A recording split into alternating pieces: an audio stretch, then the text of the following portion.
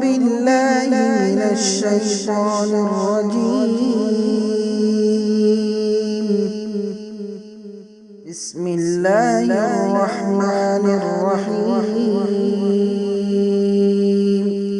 بسم الله الرحمن الرحيم لا أقسم بهذا البلد وأنت حل بهذا البلد ووالد وما ولد لقد خلقنا الإنسان في كبد. آج ہماری تفسیر ہے انشاءاللہ سورۃ البلد. سب سے پہلے اس سورت کا جو نام ہے البلد، سورۃ البلد.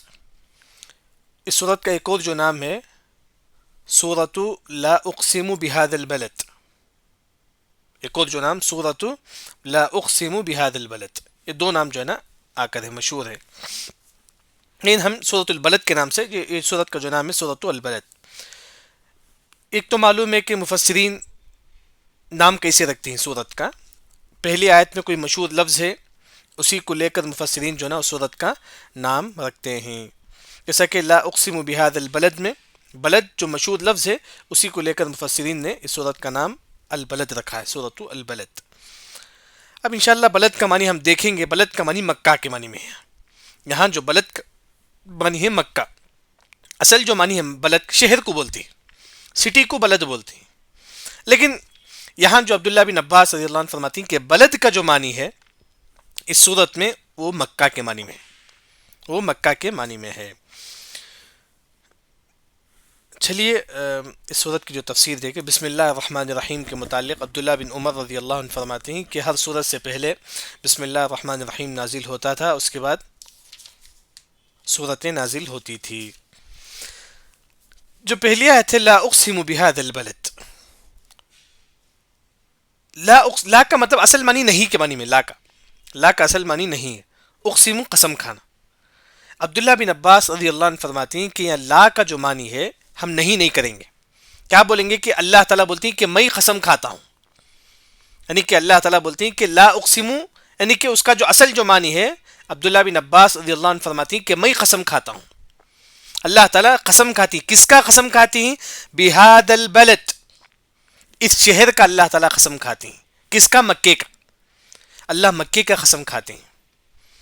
ہاں، لیکن جیسا کہ میں نے اس سے پہلے ہی بتایا تھا کہ ہم لوگوں کے لیے جائز نہیں ہے کہ ہم لوگ مکے کی قسم کھائیں، کعبۃ اللہ کی قسم ہمارے لیے جائز نہیں ہے. ہم اگر قسم کھانا چاہتے ہیں تو صرف اور صرف اللہ کی قسم کھائیں گے بس، اس کے علاوہ کسی اور کی قسم ہمارے لیے جائز نہیں ہے. لیکن اللہ تعالیٰ کے لیے جائز ہے کہ وہ کسی کی بھی اللہ تعالیٰ قسم کھا سکتا ہے. جیسا کہ ہم اس سے پہلے بھی پڑھے ہیں، اللہ نے فجر کی قسم کھائی اور 10 راتوں کی اللہ نے قسم کھائی، والشفع والوتر واللیل اذا یسر، یہ اللہ کے لیے جائز ہے.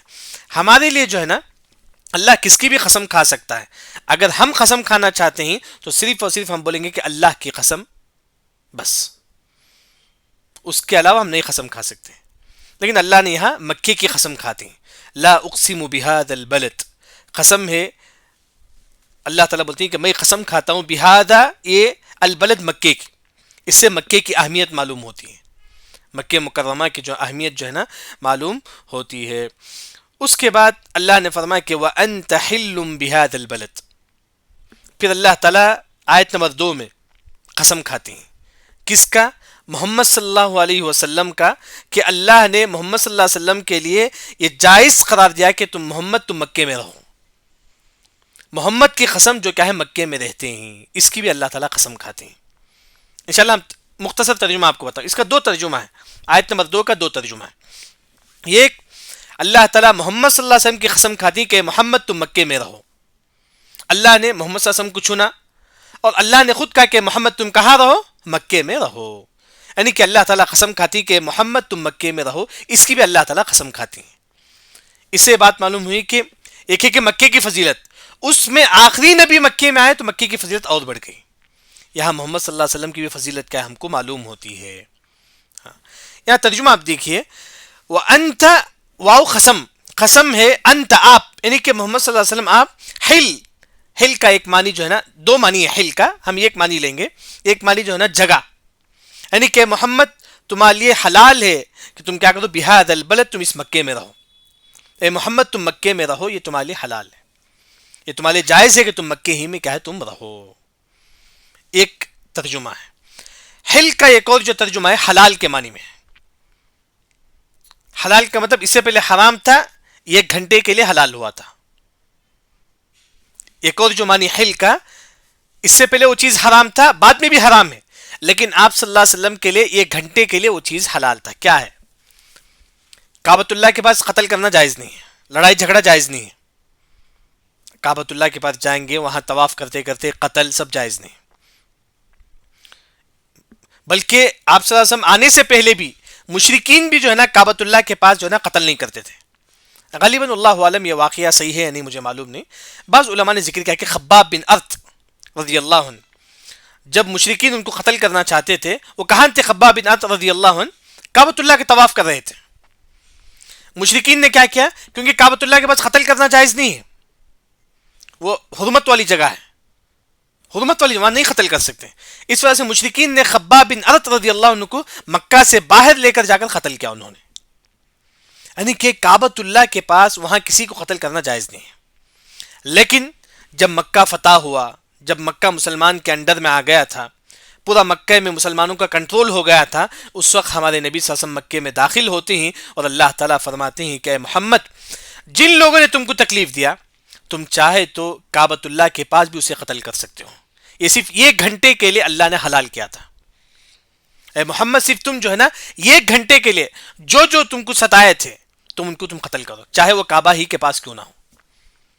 ایک بہت بڑا، جب آپ سسم مکے میں داخل ہوئے، معلوم ہے کہ کعبۃ اللہ کے پاس قتل نہیں کرنا ہے، یہی ہے پہلے سے ایسے ہی چل رہا ہے. کعبۃ اللہ کے پاس جہاں طواف کرتی وہاں قتل کرنا جائز نہیں ہے. کعبۃ اللہ کے اطراف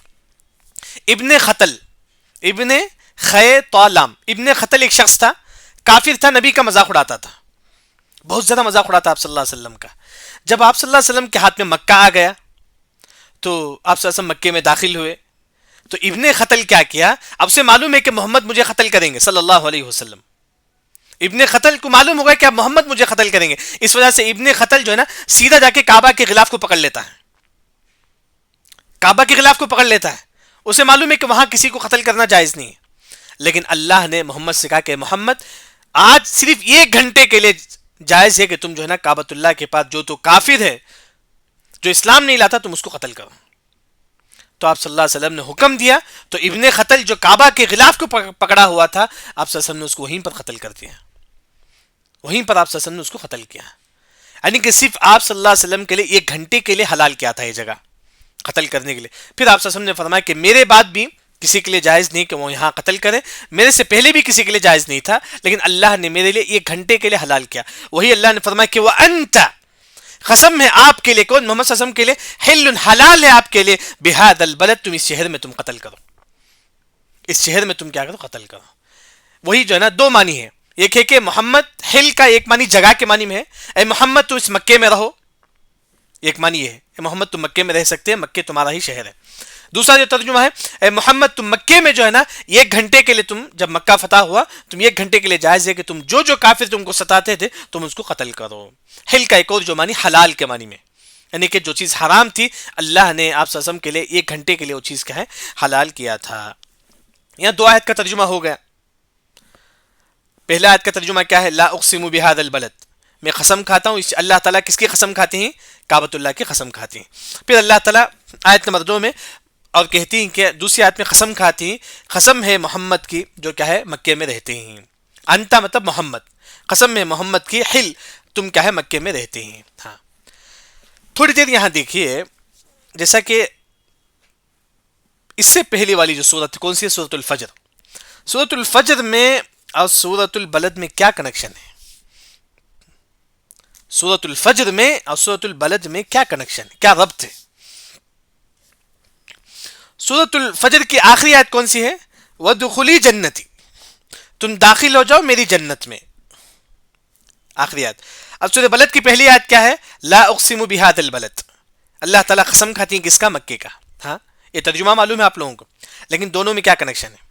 آخری آیت میں اللہ نے فرمایا کہ وَادْخُلِي جنتی، قیامت کے دن سب سے افضل جگہ کون سا ہوگا؟ کون سا ہوگا قیامت کی سب سے افضل جگہ؟ جنت ہوگا. قیامت کے دن جو ہے نا جہنم بھی ہوگا تمام، لیکن سب سے افضل جگہ کون سا ہے قیامت کے دن؟ جنت ہے. وہی اللہ نے فرمایا کہ وَادْخُلِي جنتی. دنیا میں سب سے افضل جگہ کون سا ہے؟ کعبۃ اللہ ہے. اللہ نے اسی وجہ سے فرمایا کہ لا اقسم بہذا البلد، لا اقسم بہذا البلد. یعنی کہ ایک مرتبہ آپ صلی اللہ علیہ وسلم جو ہے نا مکے کی زمین کو دیکھ کر فرماتی کہ انکی لخیر ارض اللہ، دنیا کی سب سے بہترین زمین کون سی ہے؟ مکے کی زمین ہے. دنیا کی سب سے بہترین زمین مکے کی زمین. اب جو بات بتائی گی، پوری دنیا میں سب سے افضل زمین کون سی ہے؟ مکے ہے، مکہ ہے. سب سے افضل شہر کون سا ہے پوری دنیا میں؟ مکہ ہے. دنیا میں آخرت پہ سب سے افضل جگہ کون سا ہے؟ جنت ہے. وہی اللہ نے فرمایا کہ وادخلی جنتی لا اقسم بہذا البلد. یہاں اللہ نے آخرت میں سب سے افضل جگہ کی جو بارے میں بتاتے ہیں سورہ فجر کی آخری آیت میں جنت کے بارے میں. سورہ بلد کی پہلی آیت میں اللہ تعالیٰ نے دنیا کی سب سے افضل جگہ کون سا ہے؟ وہ جو ہے نا مکہ. اللہ تعالیٰ اس کی قسم کھاتے ہیں. دوسرا، ان دو صورتوں میں کیا کنیکشن ہے؟ آپ نے پڑھا کہ یا ایتھا النفس المطمئنہ، اے نفس مطمئنہ. نفس مطمئنہ مطلب وہ نفس جو توحید پرست، وہ نفس جو توحید پرست، گناہوں سے پاک. یہ کس کا ہو سکتا ہے؟ سب سے پہلے کس کا ہو سکتا ہے یہ نفس مطمئنہ؟ ہم سے پہلے، سب سے پہلے کس کا ہو سکتا ہے؟ ہماری امت میں. کوئی جواب دے سکتے ہیں ہماری امت میں نفس مطمئنہ کس کا ہو سکتا ہے سب سے پہلے؟ محمد صلی اللہ علیہ وسلم. احسن، آپ صلی اللہ علیہ وسلم کا. اسی وجہ سے اللہ نے فرمایا کہ وَأَنْتَ حِلٌّ بِهَذَا الْبَلَدِ. دوسری آیت میں اللہ نے فرمایا کہ محمد کا آپ صلی اللہ علیہ وسلم نے نام لیا. اللہ نے کس کا نام لیا؟ محمد صلی اللہ علیہ وسلم کا. وَأَنْتَ، اے محمد تمہارے لیے حلال ہے کہ تم اس پاک زمین میں رہو. اسی وجہ سے یا ایتھا النفس المطمئنہ کا اللہ نے ذکر کرنے کے بعد سورہ فجر کے اینڈنگ میں سورہ بلد کی شروع میں اللہ نے فرمایا کہ محمد تمہارے لیے جائز ہے کہ تم کہاں رہو؟ مکے میں رہو. یہ محمد ہے جو یا ایتھا النفس المطمئنہ، یہ نفس مطمئنہ ہے. محمد صلی اللہ علیہ وسلم کا جو نفس ہے نفس مطمئنہ ہے. یہ جو ربط ہے جو نا اہل علم جو نا ذکر کرتے ہیں. اس کے بعد آپ دیکھیے کہ وَأَنْتَ حِلٌّ بِهَذَا الْبَلَدِ.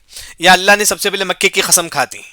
پھر اللہ نے کہا کہ اے محمد تمہارے لیے جائز ہے کہ تم مکے میں رہو. دو ترجمہ ہے آیت نمبر 2 کا.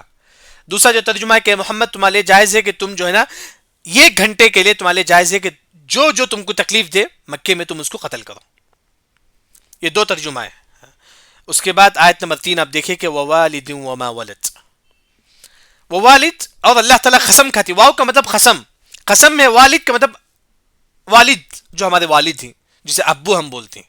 قسم ہے والد کی. وما ولد، وما جو ولد جو ان کے لڑکے ہیں، جو ان کے بچے ہیں، اللہ ان کی بھی قسم کھاتے ہیں. یعنی کہ والد ہمارے سب سے پہلے والد کون ہیں؟ آدم علیہ السلام. آدم علیہ السلام ہمارے سب سے پہلے والد ہیں. اللہ نے قسم کھائی کس کے؟ قسم ہے والد کی، یعنی کہ آدم علیہ السلام کے. وما ولد، اور جو ان کے جو نسل ہے، ان کی جو بھی ضروریت ہے، ہم تمام لوگوں کی اللہ قسم کھاتے ہیں. یہ کہ آدم علیہ السلام کی اللہ قسم کھاتی ہیں وہ والد. پھر وما، ماں کا مطلب جو ولد جو لڑکے ہیں، جو بچے ہیں، آدم علیہ السلام کی جو بھی نسل ہے اللہ تعالیٰ تمام کی قسم کھاتی ہیں. ایک ترجمہ یہ ہے. ایک ہے آدم علیہ السلام، وما ولد جو ان کی جو بھی جو ہے نا اولاد ہیں ان کی تمام کی اللہ قسم کھاتی ہیں. لیکن امام طبری جو تفسیر کے امام ہیں، امام طبری جو ان کی مشہور تفسیر ہے، انہوں نے کہا کہ اس میں تمام باپ، والد کا مطلب تمام باپ، جو تمام باپ کی اللہ تعالیٰ قسم کھاتی ہیں. وما ولد، اور وہ تمام باپ جن کو اولاد ہے اللہ ان کی بھی قسم کھاتے ہیں. زید ہے، باپ ہے، اللہ فرماتی کہ وہ ولد. وہ والد مطلب زید کی بھی اللہ تعالیٰ قسم کھاتی کیونکہ زید والد باپ ہے. وما ولد، اور زید کے جو بھی بیٹے وہیں اللہ تعالیٰ تمام کی اللہ تعالیٰ قسم کھاتے ہیں. یعنی کہ دنیا میں جو بھی باپ ہے تمام باپ کے اللہ تعالیٰ قسم کھاتی ہیں. پھر اللہ تعالیٰ بولتے ہیں کہ ان باپوں کے جو بھی اولاد ہیں اللہ ان کی بھی قسم کھاتی ہیں. یہ دوسرا ترجمہ ہوا. ایک ہے کہ آدم علیہ السلام ان کی ذریت. دوسرا دنیا میں جو بھی باپ ہے اس کی بھی اللہ تعالیٰ قسم کھاتی ہیں. اس کے بعد ان کے جو بھی اولاد ہے اللہ ان کی بھی جو ہے نا قسم کھاتی ہیں. ولد کا مطلب اولاد، وما ولد کا مطلب اولاد.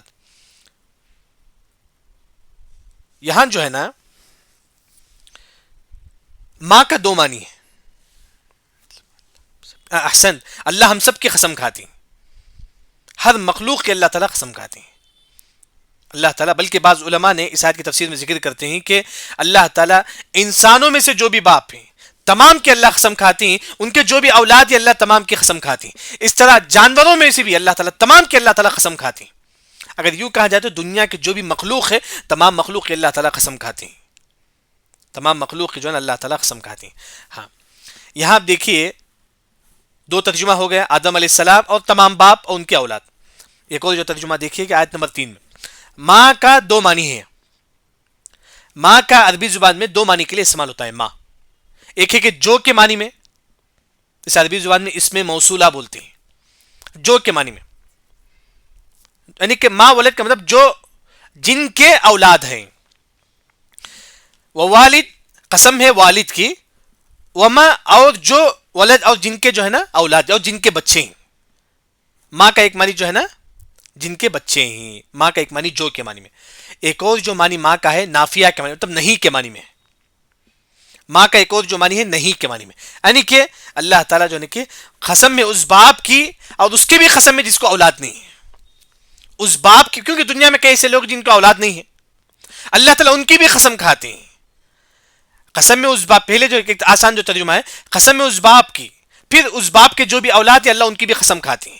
ایک اور جو ترجمہ ہے قسم میں اس باپ کی جس کو اولاد نہیں ہے، اس کی بھی اللہ تعالیٰ قسم کھاتے ہیں، اس کی بھی اللہ تعالیٰ قسم کھاتے ہیں. یعنی کہ اللہ تعالیٰ قسم کھائے. سب سے پہلے اللہ نے مکے کی قسم کھائے، پھر اللہ نے محمد کی قسم کھائے صلی اللہ علیہ وسلم جو مکے میں رہتے ہیں، پھر اس کے بعد اللہ تمام اولاد کے اور والد کے اللہ تعالیٰ قسم کھاتے ہیں. قسم کھا کے اللہ تعالیٰ کیا بتاتے ہیں؟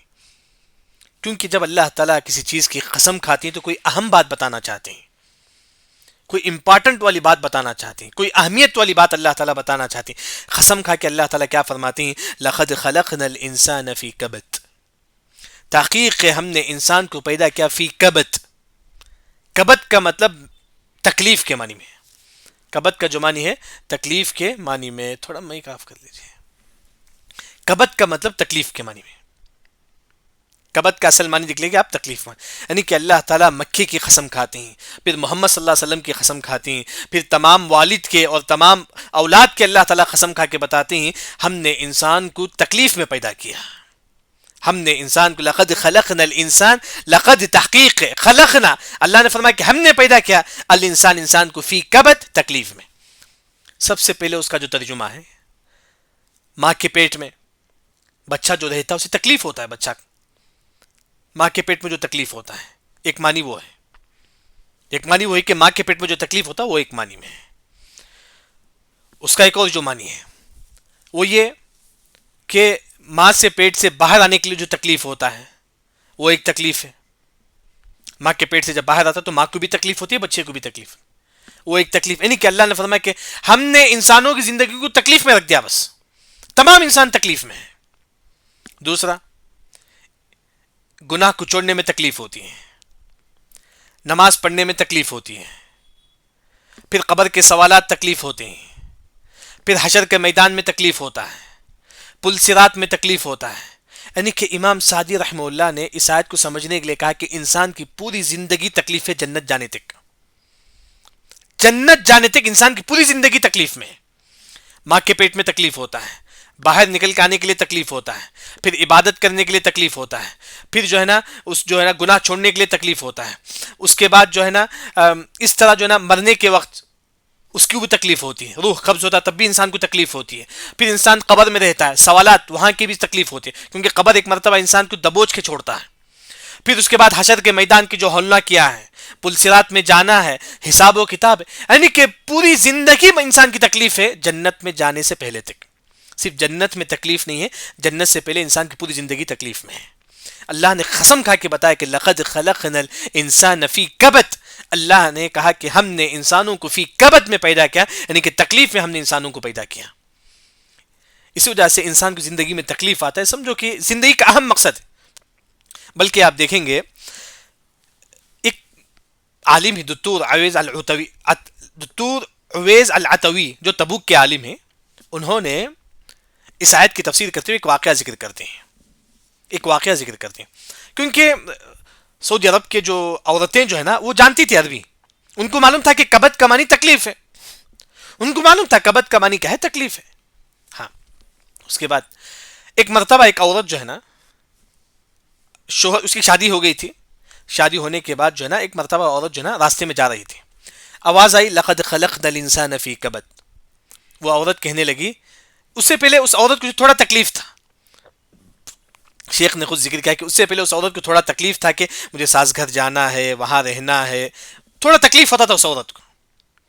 جب اس عورت نے آیت سنی تو اسی وقت عورت کہتی ہے کہ ہماری زندگی ہی تکلیف ہے. اللہ نے خود فرمایا کہ لقد خلقنا الانسان فی کبد. وہ عورت اس آیت کی تفسیر کرتی ہے کہ ساس گھر میں تکلیف ہوتی ہے، وہاں کام کرنا پڑتا ہے، یہاں بچوں کی پرورش میں تکلیف ہوتی ہے، پھر پیدائش کے وقت تکلیف ہوتی ہے، پھر ڈیلیوری کے وقت تکلیف ہوتی ہے. عورت نے کہا کہ لقد خلقنا الانسان فی کبد. اس کے بعد اس عورت کو جو ہے نا کبھی اس نے کسی کے سامنے شکایت نہیں کی تکلیف کے بارے میں.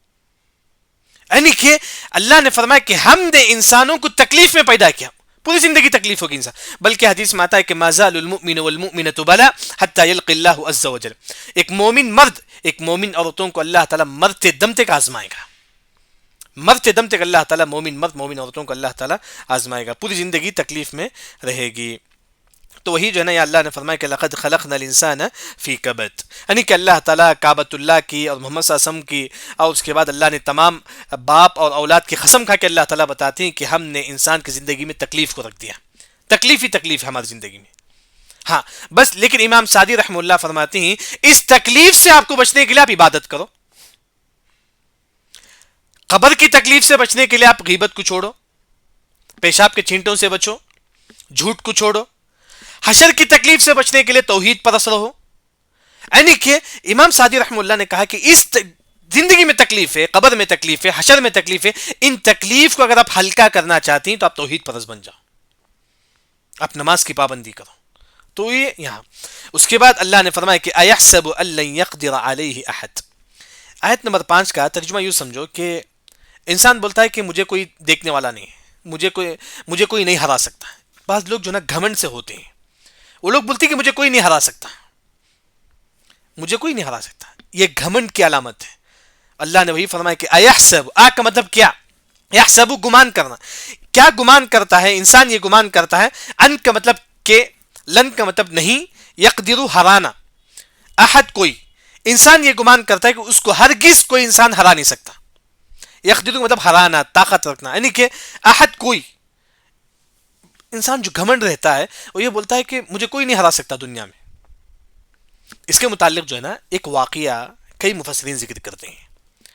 اس کا نام تھا اسید بن کلدہ.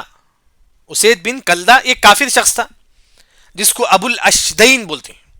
ابو الاشدین مطلب بہت زیادہ طاقتور والا. یہ بہت زیادہ طاقت تھا اس کے پاس، یہ بہت زیادہ طاقت تھا. یہ مکے کے بازار میں آ کے کھڑا ہوتا تھا، اس طرح بازار مکہ یا اس طرح سعودی عرب کے کسی بازار میں آ کے کھڑا ہوتا تھا، اور اپنے نیچے جو ہے نا کوئی چمڑا جو ہے نا بچھاتا تھا. سب سے پہلے چمڑا بچھاتا تھا، اس کے اوپر کھڑا ہوتا تھا. پھر بازار میں جو بھی لوگ ان کو کہتا تھا کہ آؤ اس چمڑے کو کھینچو. کبھی کیا ہوتا ہے کہ انسان جو اس چمڑے کے اوپر کھڑا ہے، کپڑے کے اوپر کھڑا ہے، کپڑا کھینچنے سے انسان گر جاتا ہے. لیکن کیا ہوتا تھا، اتنا طاقتور تھا، یہ چمڑے کے بیچ میں کھڑا رہتا تھا. پورے لوگ کھینچتے لیکن تمام یہ چمڑا خود پھٹتا تھا، لیکن اس کے پاؤں کے نیچے جو نا چمڑا ابھی باقی رہتا تھا. اسے کوئی نہیں ہرا سکتا تھا، اسے کوئی نہیں ہراتا تھا. یعنی کہ اپنے زمین کے نیچے چمڑا کو رکھتا تھا، اس کے اوپر کھڑے ہوتا تھا، پھر تمام کو بلاتا تھا آؤ اس چمڑے کو کھینچو. کیا ہوتا ہے کہ چمڑے کھینچنے سے انسان پھسل گر جاتا ہے، لیکن وہ نہیں گرتا تھا، وہ اتنا طاقتور تھا. تو وہ بولتا تھا کہ مجھے کوئی نہیں ہرا سکتا، یہ کوئی نہیں ہرا سکتا. چاہے یہ کافر کے بارے میں شاہ نزول ہے، لیکن ایک تو مسلمان ہے جو گھمنڈ کرتا ہے، بولتا ہے کہ مجھے دنیا میں کوئی نہیں ہرا سکتا. ایحسب ان لن یقدر علیہ احد. کیا انسان یہ گمان کرتا ہے کہ اسے کوئی نہیں ہرا سکتا اس دنیا میں؟ یہ گمان کرے کہ اللہ تعالیٰ تو ہے، اللہ ہے جو کبھی نہ کبھی جو ہے نا ذلیل کر دے گا. اسی وجہ سے اس آیت کی تفسیر میں بعض علماء نے قارون کا واقعہ ذکر کرتے ہیں. قارون بھی یہی بولتا تھا کہ مجھے کوئی نہیں یہ کر سکتا، فخر کرتا تھا اپنے مال پر. اللہ نے کیا کر دیا؟ زمین میں دھسا دیا. فرعون بھی بولتا تھا کہ مجھے کوئی نہیں ہرا سکتا، اللہ نے کیا کر دیا؟ اس کو پانی میں ڈبو دیا. وہ مطلب تکبر کے بارے میں جو نا یہ ہے. اس کے بعد اللہ نے فرمایا کہ یقول اہلکت مالا لبادا. یقول کہتا ہے انسان، اہلکت میں نے ہلاک کر دیا، مال کو، لبادا بہت زیادہ، میں نے بہت زیادہ مال کیا ہے ہلاک کر دیا. یہاں جو ہے نا امام سعدی رحمہ اللہ نے تفسیر کرتے ہوئے کہا کہ ایک انسان جو ہے نا فضول خرچی کرتا ہے، مال گناہوں میں پیسے کو اڑاتا ہے، فضول میں پیسے کو اڑاتا ہے. میں نے 10 لاکھ روپے فضول خرچی اڑائے، 10 لاکھ روپے فضول میں نے اڑایا. میں آ کے بولتے ہوئے پھرتا ہوں کہ میں نے 10 لاکھ روپے خرچ کیا، فقط سے بولتے ہوئے پھرتا ہوں. یقول اہلکت مالا لبادا. یقول انسان کہتا ہے کہ اہلکت، میں نے مال کو ہلاک کر دیا. ایسا مال لبادا بہت زیادہ، کروڑوں روپے جو ہے نا رشوت پر خرچ کرتا ہے، کروڑوں روپے لاکھوں روپے جو ہے نا انسان جو ہے نا فضول خرچی پر خرچ کرتا ہے، پھر آ کے لوگوں کے سامنے بولتا ہے کہ میں نے لاکھوں روپے خرچ کیا. یقول اہلکت مالا لبدا. اللہ نے کیا فرمایا، ایحسب ان لم یرہ احد، کیا یہ ایحسب، کیا وہ یہ گمان کرتا ہے، الم یہ کہ لم نہیں، یرہ دیکھنا، احد کوئی، یعنی کہ جو انسان بولتا ہے کہ فخر سے میں نے 1 لاکھ روپے خرچ کیا ہے گناہوں میں، میں نے 10 لاکھ روپے خرچ کیا ہے گناہوں میں، اللہ نے فرمایا کہ کیا وہ انسان یہ گمان کرتا ہے کہ اس کو کوئی دیکھنے والا نہیں ہے؟ یعنی کہ اللہ تعالیٰ دیکھتا ہے اس کے فخر کو، اللہ تعالیٰ دیکھتا ہے اس کے گھمنڈ کو، جو گناہوں میں خرچ کرنے کے بعد لوگ دوستوں کے سامنے آ کے بولتا ہے کہ میں نے اتنا مال خرچ کیا ہے، میں اتنا فضول خرچی میں نے کیا ہے. لوگ گناہ میں تو فضول خرچی تو کرتے ہیں، لوگ 10 لاکھ روپے شادی میں اڑاتے ہیں، پھر فخر سے بولتے ہیں کہ میں نے 10 لاکھ روپے میں اپنے بیٹے کی شادی کی. ہو سکتا ہے کہ 2 لاکھ روپے میں ہو سکتی تھی.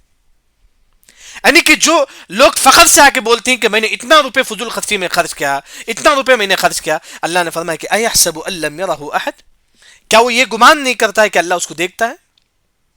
ضرور اللہ تعالیٰ اس کو دیکھتا ہے، اللہ اس کا بدلہ اس کو کیا ضرور دے گا. دوسرا جو ترجمہ ہے وہ یہ کہ یقول اہلکت مالا لبدا، ایک انسان جو ہے نا اپنا مال صدقے میں بہت زیادہ دیتا ہے، یعنی کہ کسی غریب کو 10 لاکھ روپے دیتا ہے، یقول اہلکت، ہلاک کر دیتا ہے اپنا مال کو، کس میں؟ صدقہ و خیرات میں. 10 لاکھ روپے صدقہ و خیرات میں دیتا ہے. لیکن ایحسب ان لم یرہ احد، یہاں اللہ تعالیٰ فرماتی ہیں کہ کیا وہ انسان جس نے 10 لاکھ روپے صدقہ کیا ہے، کیا وہ یہ گمان کرتا ہے کہ اللہ تعالیٰ اس کو نہیں دیکھتا؟ کیا مطلب ہے؟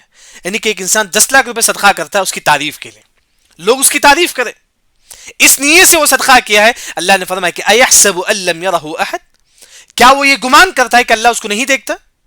اللہ کو معلوم ہے اس کے دل میں کیا نیت ہے. یہ بھی ریاکاری میں شمار ہوتا ہے. ایک انسان تہجد پڑھتا ہے، روم میں کون بھی نہیں،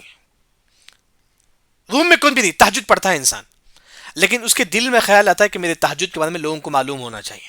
یہ ریاکاری ہے، الٹا گناہ ملے گا، یاد رکھیں، الٹا گناہ ملے گا.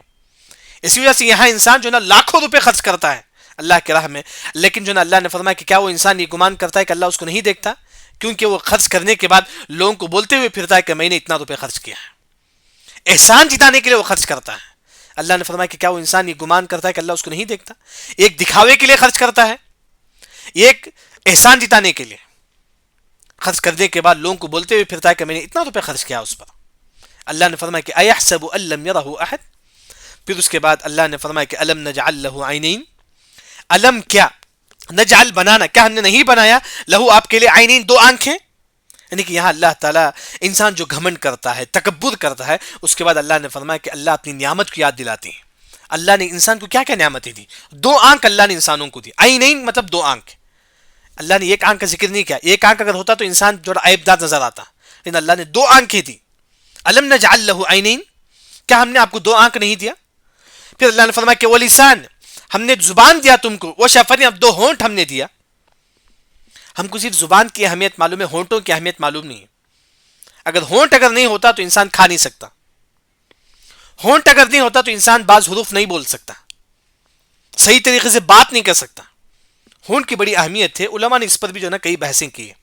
یعنی کہ اللہ نے فرمایا کہ ولسان، ہم نے انسانوں کو زبان بھی دیا ہے، یہ بھی اللہ کی بہت بڑی نعمت ہے. وشفتین، ہم نے انسانوں کو 2 ہونٹ دیا ہے، یہ بھی اللہ کی بہت بڑی نعمت ہے. پھر اللہ نے فرمایا کہ وَهَدَيْنَاهُ النَّجْدَيْنِ، وَهَدَيْنَا، ہم نے انسانوں کو ہدایت دیا، نجدین 2 راستے، ایک شر کا راستہ بھی ہم نے اس کو بتا دیا، خیر کا راستہ بھی ہم نے انسانوں کو بتا دیا. یعنی کہ اللہ نے فرمایا کہ وَهَدَيْنَا، ہم نے انسانوں کو راستہ بتا دیا. کس کا؟ 2 راستہ. نجدین کا مطلب 2 راستہ، ایک اچھا راستہ، ایک برائی کا راستہ. اب انسان کے اوپر چوائس ہے کہ انسان کس کے اوپر چلتا ہے، یہ انسان کے اوپر جو ہے نا ڈیپینڈ ہوتا ہے. وَهَدَيْنَاهُ النَّجْدَيْنِ کا آسان ترجمہ جیسا کہ سورہ دہر میں اللہ نے فرمایا کہ هل أتى الإنسان حين من الدهر لم يكن شيئا مذكورا إنا خلقنا الإنسان من نطفة إنا هديناه السبيل إما شاكرا وإما كفورا. ہم نے ہر انسان کو 2 راستہ بتا دیا، یہ شرک کا راستہ ہے، توحید کا راستہ ہے، آپ اپنا لو. یہ گناہ کا راستہ ہے، نیکی کا راستہ ہے، آپ اپنا لو. اللہ نے فرمایا کہ وَهَدَيْنَاهُ النَّجْدَيْنِ، وہی معنی ہے. یہاں دیکھیے النجد کا جو معنی ہے، النجد کا جو، دیکھیے اللہ نے فرمایا کہ لقد خلقنا الانسان فی کبد، ہم نے انسان کو تکلیف میں پیدا کیا ہے. کبد اور نجد میں کیا فرق ہے؟ کیوں اللہ نے نجدین کا لفظ یہاں استعمال کیا؟ اب تھوڑا غور کیجئے. نجد بولتی ہیں کہ وہ زمین جو اوپر ہے، زمین جو اوپر اسے بولتی ہیں کہ نجد. اصل عربی زبان جو زمین اوپر ہے اسے بولتی ہیں کہ نجد. نجس کا ایک جو معنی ہے نیکی کے معنی میں ہے. اگر آپ نیکی چاہتی ہیں تو آپ کو اگر زمین اوپر ہے تو انسان کو چڑھنے میں تکلیف ہوتی ہے نا, بالکل تکلیف ہوتی ہے. نجس کا اصل معنی وہ زمین جو اوپر ہے, چڑھنے کے لیے انسان کو تکلیف ہوتی ہے اوپر, اس میں کوئی شک نہیں. یعنی کہ نجس کا جو معنی ہے نیکی کے معنی میں, یہاں گویا کہ نیکی میں انسان نیکی پر جانے کے لیے, تہجد پڑھنے کے لیے انسان کو تکلیف ہوتی ہے, انسان کو نیکی کرنے کے لیے تکلیف ہوتی ہے, صدقہ و خیرات کرنے کے لیے تکلیف ہوتی ہے, سچ بولنے کے لیے تکلیف ہوتی ہے. یعنی کہ نجس کا جو معنی, اصل معنی اوپر کے معنی میں, کوئی زمین اوپر ہے تو ہم کو تکلیف سے چڑھ کے جانا پڑتا, تھوڑا تکلیف ہوتا ہے اگر اوپر چڑھنے کے لیے. یعنی کہ نجس کا جو معنی نیکی کا راستہ, اگر آپ نیکی کو چاہتی تھوڑا تکلیف ہوگا آپ کو. لقد خلقنا الانسان فی کبد, یعنی کہ نیکی کرنے میں بھی انسان کو تکلیف ہوتا ہے. نجس کا اصل جو معنی ہے اوپر کے معنی میں, یہ معنی سمجھیں. لیکن نجس کا ایک اور جو معنی, جو مفسرین جیسے کہ عبداللہ بن عباس رضی اللہ عنہ فرماتی ہیں, ماں جب بچہ جنتا ہے, جب بچہ جنتی ہے ماں, جننے کے بعد اس بچے کو اللہ تعالیٰ راستہ بتاتے تھا کہ کہاں سے دودھ پینا ہے. بچہ ماں کے پیٹ میں سے معلوم نہیں,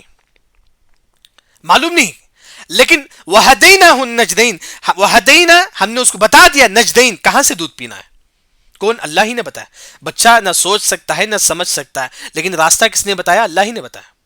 جب بچہ پیدا ہوتا ہے تو ماں کے اس سے دودھ پیتا ہے.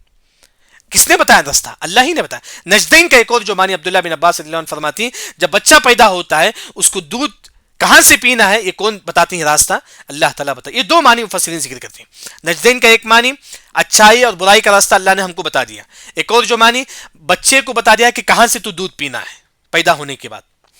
ایک اور جو تفسیر, بعض مفسرین نے کہا کہ جب بچہ پیٹ میں ہوتا ہے تو اللہ نے اسے خاص غذا دیتا ہے. اللہ تعالیٰ اس بچے کو خاص غذا دیتا ہے. وہ کس نے بتایا؟ کیونکہ پیٹ میں خون بھی ہوتا ہے. اگر بچہ خون پی لے تو اس کا طبیعت یہ ہو جائے گا, لیکن اللہ تعالیٰ اسے خاص غذا اللہ تعالیٰ اسے دیتے ہیں. وہ کون؟ اب اس بچہ تو پیٹ میں اسے کون بتانے والا ہے؟ اللہ ہی ہے. وَهَدَيْنَاهُ النَّجْدَيْنِ, بچہ پیٹ میں اسے کیا کھانا چاہیے 9 مہینے تک, یہ اللہ ہی اس کو بتاتا ہے. جبکہ بچہ کو نہ عقل ہے, نہ شعور ہے, نہ احساس ہے, کچھ بھی نہیں ہے, لیکن اللہ تعالیٰ اس کو بتاتا ہے. یہاں پورا 3 ترجمہ جو ہے نا مفسرین نے یہاں کی ہے.